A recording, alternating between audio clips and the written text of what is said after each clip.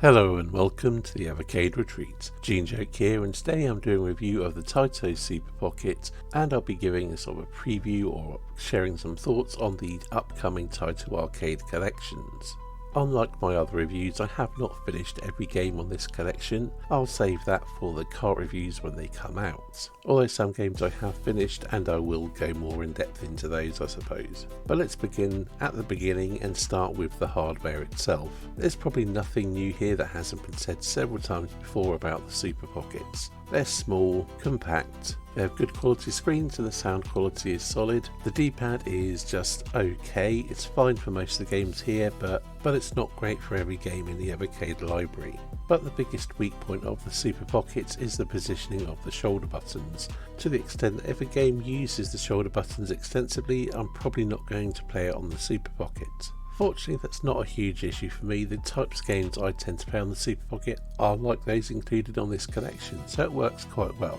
Now personally, I do find the device a little bit small for my liking. I do have quite big chunky hands and it can get uncomfortable after extended play. For the price and compatibility with the Evercade carts, I think they're solid devices. I certainly have no regrets in buying this one. As to whether I'll buy any more, maybe. I certainly don't need any more, so it'll more be a novelty factor, or if there are games I particularly want which aren't going to be on a cartridge. And one thing I like about the announcement of the Taito arcade collections is there is a lot of crossover, so I don't think there will be many games which will end up exclusive onto this device, if any.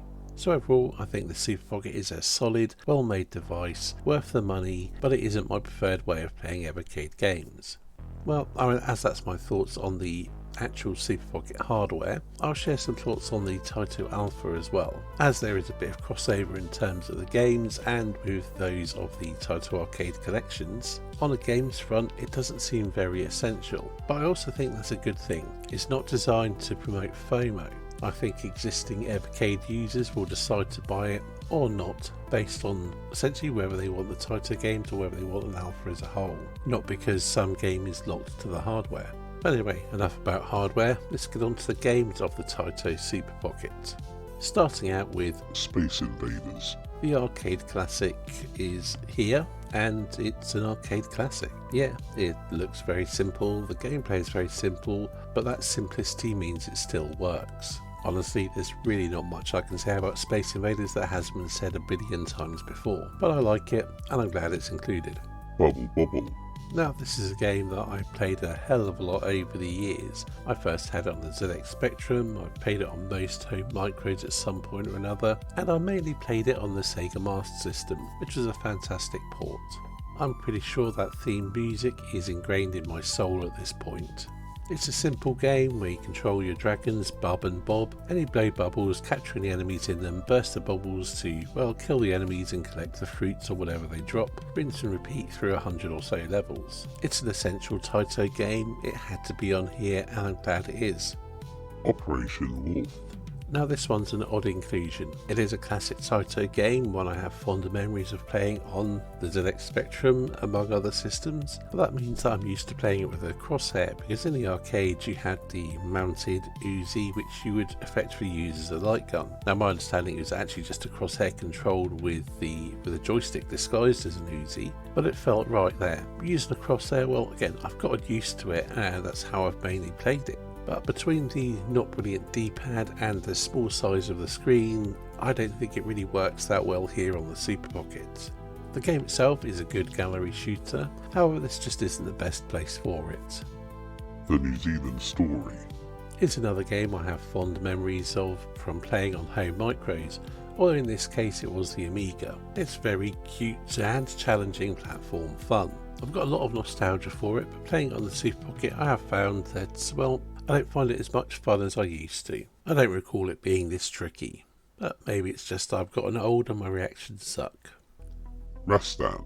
This was the main reason I bought the Taito Super Pocket. I've got a lot of nostalgia for Rastan, always been into the whole D&D, sword and sorcery kind of deal, and this, well, it's that, isn't it? You play Rastan, who totally is not Conan, and hack and slash your way through lots of mythical beasties. It's as close to playing through a Boris Vallejo painting as was possible in 1987 when this game was first released. And while the gameplay is perhaps a little bit on the clunky side compared to games that came out later, I think it still holds up pretty damn well today, although maybe some of that is my nostalgia talking. Speaking of which, this is a game that I first played on the ZX Spectrum, and I played other ports. The version I played the most was the Sega Master System version, and this arcade original I hadn't played until, well, probably some kind of Taito Milestones collection whenever those came out. Gadash Is a game I'd only played briefly on the Mega Drive, and that port is cut down, so this is the first time I've really played this game properly, and I have to say it's a very strange game for an arcade release. It's essentially a 2D hack and slash with RPG elements. You choose between one of 3 characters and hack and slash your way through the, this fantasy world, fighting monsters and things. Yep, it's similar to Rastan in a certain respect. So yes, you can guarantee that I like this sort of thing, so I like this game. I still need to play through it with 2 of the characters, but yeah, I've had a lot of fun with this one, and hopefully it will make it to a cart at some point, because at the moment it's not on any of the announced carts, but it's one I'd much rather play on a big screen. Shack and Pop It's a game I'd never heard of nor played prior to getting the Super Pocket. It's a single screen puzzle platformer where you have to navigate the levels and rescue the hearts from the cages. You can stick to walls or climb up them and things, and while it's all very cute and jolly and feels in some ways a bit like a proto Bubble Bobble, it doesn't have the fun of that. The controls, I found myself battling with the controls and it felt a bit awkward. Maybe I just need to put more time into it, but I haven't really found the enjoyment in this one. At least, not yet. Don Doko Don Another single screen platformer. This time you run around, taking out the enemies and collecting the items they drop. It's very much a game in the Bubble Bobble mould, but one that came out later with brighter, more colourful graphics and generally better presentation as a whole. Although I don't think it has the gameplay chops to live up to Bubble Bobble, it's still a fun, charming single screen platformer, but one that hasn't really sunk its teeth into me yet. Elevator Action Is a game I'd heard of back in the day and wanted to play, but I'd never got round to it for whatever reason. So my first time playing it was here on the Super Pocket. You make your way from the roof of a building down through the elevator, taking out baddies as you go. It's fairly straightforward stuff, but there's good fun action to be had. I do need to put more time into this one yet though. Football Champ It's a football game. It's an arcade football game, and well, you probably know my stance on sports games as a whole by now. This one's fine, they're not really my cup of tea. I haven't really played it that much. Growl Is an animal rights beat 'em up, where you control psychotic animal rights activists beating up people who, hurt and capture animals. And there are lots of these people to beat up, whip, shoot, or make explode. The game ends up with a huge amount of enemies on screen, and there's quite an impressive amount of weapons you can pick up. Although like many beat 'em ups, it does get a bit tedious after a while. At least it does in single player, which is the only way you can play it on the Super Pocket. Kiki Kai Kai It's a top-down, vertically scrolling, multi-directional shooter, and it's really tough. I haven't played much of this game yet, as I tend to die quite a lot, so I need to put more time into it. Legend of Kage Or Legend of Cage, as I used to call it as a kid. I played port of this somewhere, I can't remember what exactly. It's not one I played that much. You control a ninja warrior battling your way through other ninjas and things like that.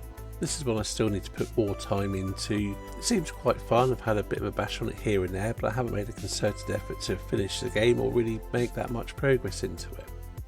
Liquid Kids Is, I believe, one of the sequels to Bubble Bobble, or in the same series in some shape or form. I don't really know. You run around, rather than being single screen, you run around small levels, throwing water bubbles around, trying to take out various fire devils. Got very bright, colourful and cute graphics, charming music and some decent gameplay.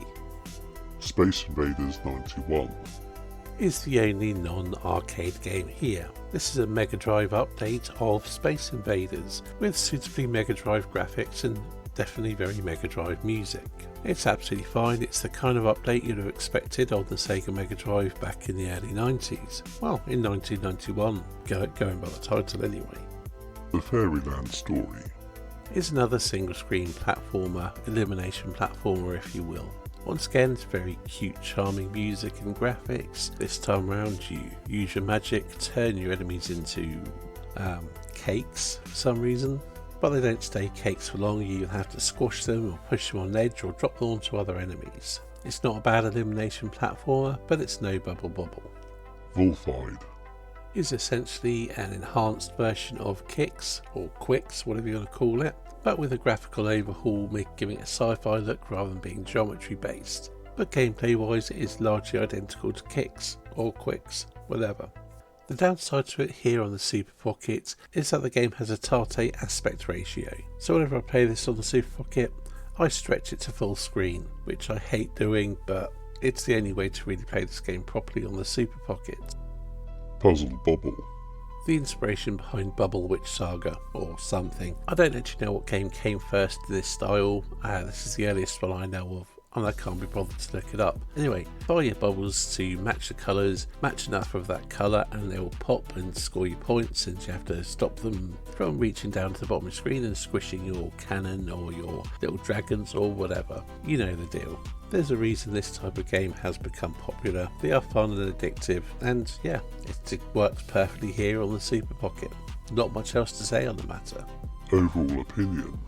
So yeah, I've already told you my thoughts on the Super Pocket hardware, but how does the Taito Super Pocket in particular stand out or work or whatever? What's my opinion on it? So yeah, I think it's a good game lineup that suits the hardware pretty well. Although I do feel that Operation Wolf and Vulfide are not particularly great fits for it. And Growl, well, it would really benefit from multiplayer, wouldn't it? The lineup is quite heavy on your puzzle platformers or elimination platformers, whatever you want to call them. And that kind of works for the Super Pocket. They work well on this form factor. When the Super Pockets were first announced, they released the Capcom edition and this Taito edition, and for me it was a no-brainer to go for the Taito edition, purely because I already had all the Capcom games on the EXP. The same logic applies to the Techno Super Pocket, and I suppose also applies to the Data East Super Pocket and the Atari Super Pocket. And I think the announcement of the Taito arcade collections bodes well for not having too many games locked exclusively to Super Pocket hardware. Although there are a handful of games across the various Super Pockets which are currently exclusive to them, it doesn't necessarily mean that's going to stay the case. So anyway, about those Taito arcade collections, let's have a look at those. Taito Arcade Collection 1 has Bubble Bobble, Space Invaders, Legend of Kage, Growl, Don Doko Don, Shack and Pop, Pirate Pete, Ray Maze and Colony 7.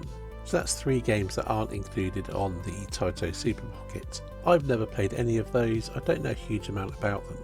Although I understand Pirate Pete was originally Jungle Hunt but had its graphical overhaul for some reason, but it's essentially the same game. Ray Maze seems to be a maze type game, a bit Pac-Man like from what I gather. And I believe Colony 7 is a sort of missile commands type game. So although there is a lot of crossover with the Taito Super Pocket, I think what will make this collection worth getting, well, especially if you have a VS or an Alpha, is the fact that all these games are multiplayer. I mean, I guess that's assuming you have someone who will play with you. Taito Arcade Collection 2 has Operation Wolf, The New Zealand Story, Rastan, Elevator Action, Liquid Kids, Kiki Kai Kai, Vulfide, Alpine Ski, and the Electric Yo-Yo. On this collection there are only 2 games that weren't on the Taito Super Pocket, but I do think it's a stronger collection for my tastes. I know nothing about the other 2 games. Alpine Ski does seem to be a ski game that appears to go up the screen, which is good for me, and the Electric Yo-Yo I haven't the foggiest about. Blades have confirmed that Operation Wolf will support the mouse, so that will be better than controlling it with a controller. Vulfide will definitely be better on a larger screen as well. And once again, a number of the games here are multiplayer. I think it's safe to say that even if you have the Taito Super Pocket, these collections will be worth picking up. Well, unless you really don't like the games.